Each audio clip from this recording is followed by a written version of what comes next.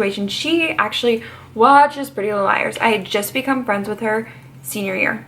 I basically explained everything to her, and she would, you know, we just talk about it and try to figure out who it was and things like that, and basically plotted. She said something to me about like missing my book. Like she found my book in the library. She gives me the book and it's got a huge A in the cover of it, and I'm like, what the fuck, Nicole, girl? And she's like, no, I didn't do that shit, like that ain't me. I realized that my locker had been broken into. Somebody grabbed my book, drew my book, left it in the library. I get a text that says like, hey girl, it's, I need a fake name.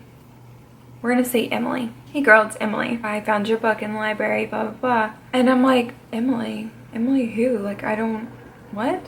And they say the last name of someone that I went to elementary school with. The first and last name is this person that was very close to me and was my best friend, my first friend.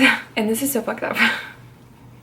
Like, they basically start acting like my friend, which is really sick, because right before my senior year started, my friend had passed away in a car wreck. So honestly, I just burst in tears. I freak out and I'm showing Nicole, and she knows about my friend, and we both think this person is really messed up, and I'm genuinely like pissed at this point. Everything before, I was just scared, and now I'm just angry. Like, I'm furious and I'm upset. And I'm honestly thinking, like, who would say stuff like that? Like, who would be this person? Nicole immediately is like, we need to tell someone. We need to tell an administrator. We need to check the security cameras. They had to have seen like who broke into your locker. We could find out who this person is. I'm like, Nicole, we can't do that. Shout out to Nicole to being the only person who was like, let's go get help. Like, this entire time I had told so many of my other friends, and they were like, no, don't do that. Don't do that. Nicole's like, no, come on, let's, like, I'll call the police right now. She ended up being like, if you don't go get help, like, I'm gonna go get help for you. Like, I will go straight into the principal's office right now and have them check cameras. I was like, Nicole, you don't understand, like, you can't do that. And she wasn't getting why, because I hadn't told her the whole story. I hadn't told her about all the pictures and threats against other people in my life, not just myself. So I ended up having to come clean about everything and being like, look, they send me these things, it looks real bad. So I calm her down, and things are fine. And we're thinking, well, we have to like figure out who this person is. It's got to be somebody at my school. She's like, well, it's got to be someone who doesn't like you. And I was like, yeah, let me check my list. She texts me. She has a class on the bottom floor. I have a class on the top floor. This is second period. Just started our freaking day, and she texts me and she's like, I just got an A text. I was like, what? What do you mean you just got an A text? Like, no, you didn't. How do you get an A text? And she was like, they got my number. They just texted me like, let's go, let's fight. I'm like, Nicole, I can't do this right now. Like, I'm in class. We're like in the middle of a test or something. And then the next thing I know, this bitch is outside my classroom door, like pacing back and forth. And she's like, come outside, come outside.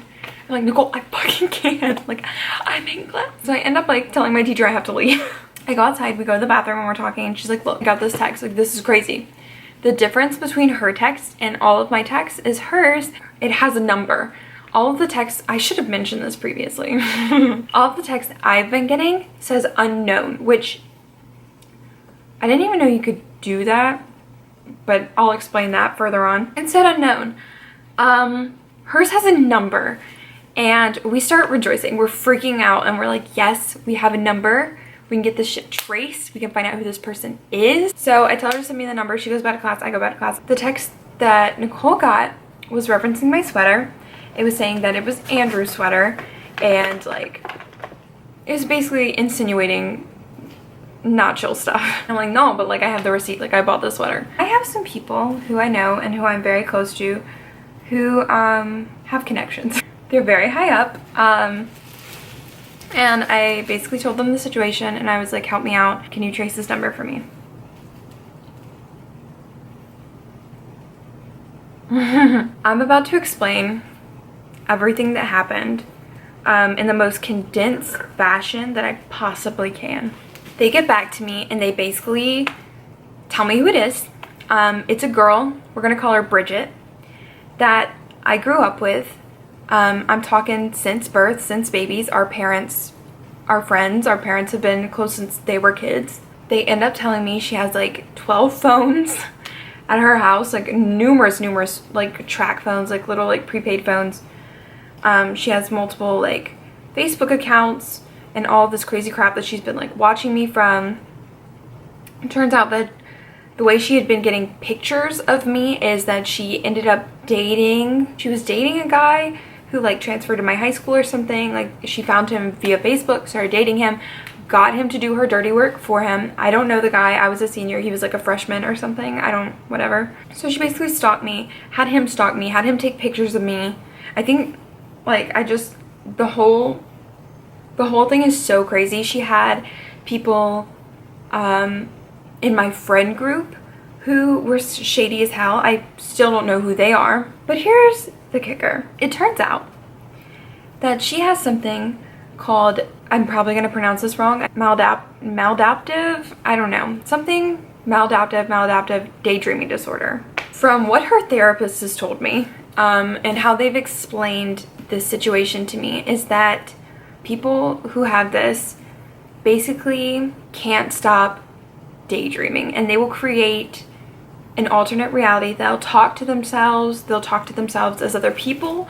Like they'll carry on conversations with themselves like for hours, for days, and they'll make this whole reality where they think they're dating celebrities, or they think like they're in a movie and things like that. Hers was triggered by books, by movies, by TV shows. If she gets too attached to like a TV show, Pretty Little Liars, she will live it out. She will make people be the characters, and she'll like create plot lines and things like that. And that's basically what she had been doing with my life for the past 2 years. When I heard this, I had so many thoughts going through my head. I was angry and I was upset, but at the same time I was like, there's something wrong. And let me just Google this for a second. So here's something that I just found on Google. It says psych 2 something or another. Maladaptive daydreaming is a little known psychological condition in which one daydreams excessively to the point where such an activity can become harmful.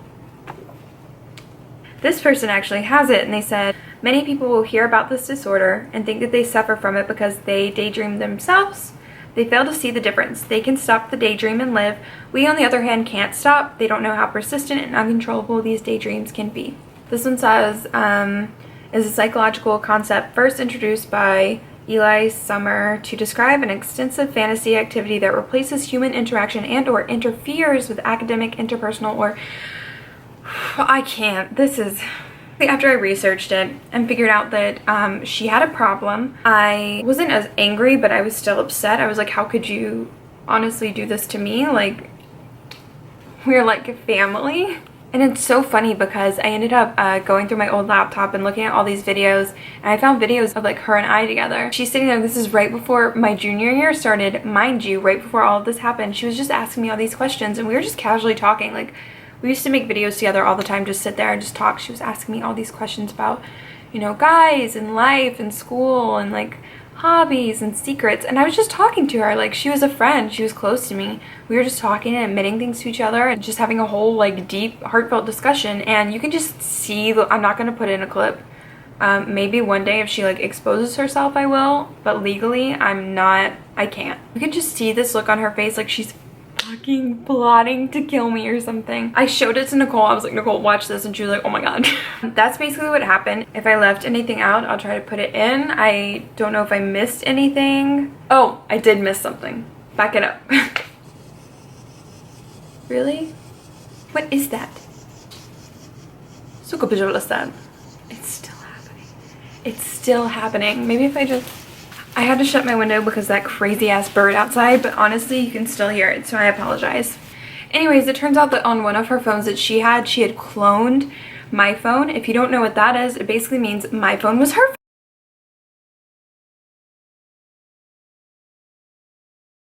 I have so many other crazy story times that I could have possibly told, but you know, just thought I'd start out with this one. So if you guys want to hear another story, I have like 800. I have a story about a girl who tried to kill me twice. I have a story about like staying in the cabin with the Kings of Leon drummer. Somebody broke into my house, almost got kidnapped. I was roofied. I have another stalker. Thought my appendix ruptured. Turns out I was born without an appendix. I'm gonna be trying to put out videos every week for you guys so you can listen to the craziest that has been my life for 19 years. You're welcome. I keep thinking there's somebody here, but there isn't.